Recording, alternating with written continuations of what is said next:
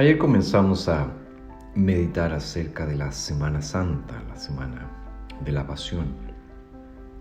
Y en el día martes vemos particularmente que Jesús está en Jerusalén, Él está en el templo enseñando y se le acercan los principales sacerdotes, los escribas, los ancianos.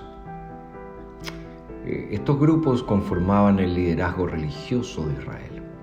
Eran hombres orgullosos, muchos de ellos amantes del dinero, y mantenían al pueblo bajo su autoridad. Les gustaba mantener al pueblo sumiso a ellos. Pero no solo eso, sino que también eran extremadamente legalistas, pues exigían una fidelidad absoluta a una cantidad de leyes humanas que eran prácticamente imposibles de cumplir. Por eso este grupo, o estos tres grupos, querían matar a Jesús. En el capítulo 19, verso 47 de Lucas, se nos dice: enseñaba cada día en el templo, pero los principales sacerdotes y los escribas y los principales del pueblo procuraban matarlo. Lucas nos dice entonces que estos grupos se acercaron a Jesús. Aparecieron allí repentinamente de manera impertinente mientras Jesús estaba enseñando al pueblo. En el fondo llegaron a interrumpir lo que Jesús estaba haciendo. Ellos no iban a permitir que Jesús utilizara el templo como su púlpito. Por lo tanto, le interrumpieron y le exigieron que Jesús les dijera con qué autoridad estaba haciendo las cosas que estaba haciendo. Por eso lo cuestionaron. Capítulo 20, verso 2 de Lucas dice: ¿con qué autoridad haces estas cosas?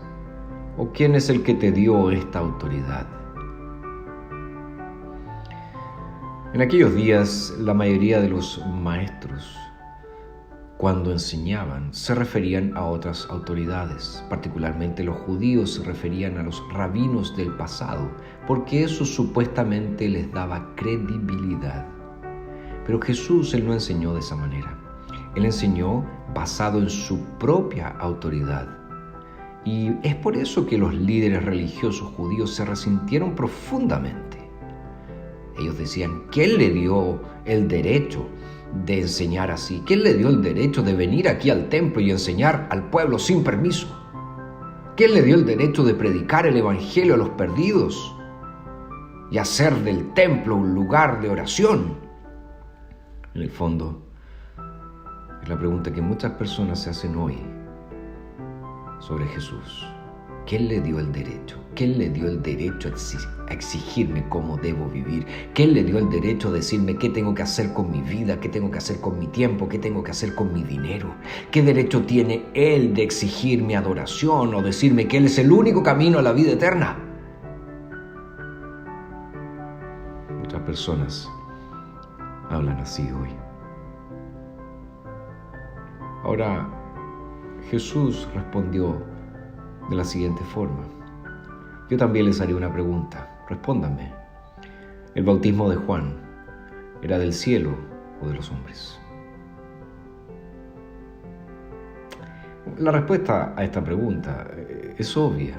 Juan el Bautista aparece al inicio del Evangelio, fue el precursor del Mesías, fue un hombre enviado por Dios, vino a preparar el camino del Señor. Por lo tanto, es obvio que el bautismo de Juan era del cielo.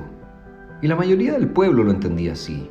Pero los escribas, los sacerdotes, los ancianos habían rechazado el ministerio de Juan y se habían negado a ser bautizados por él. Por eso, cuando Jesús les hizo esta pregunta, les planteó un verdadero problema. Estos acusadores terminaron siendo atrapados en un incómodo dilema. Ahora, como eran demasiado orgullosos y no querían admitir que habían cometido un error, le respondieron a Jesús que no sabían.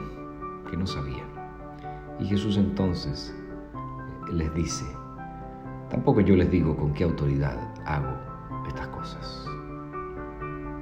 Queridos, nosotros podemos interrogar a Jesús todo el tiempo que queramos. Podemos hacerle las preguntas que nos preocupan, preguntas que fluyen de nuestros corazones al ver este mundo caído. Incluso podemos hacerle preguntas que nadie más puede responder.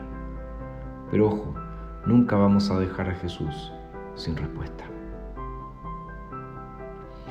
Las preguntas que realmente no se pueden responder son las que Jesús nos hace, especialmente las que nos hará si nos negamos a creer que Él es el Hijo de Dios, el Rey del cielo, el Salvador del mundo. Por lo tanto, en vez de cuestionar a Jesús como lo hicieron estos hombres, nosotros debemos confiar en Él con todo nuestro ser, ahora y para siempre.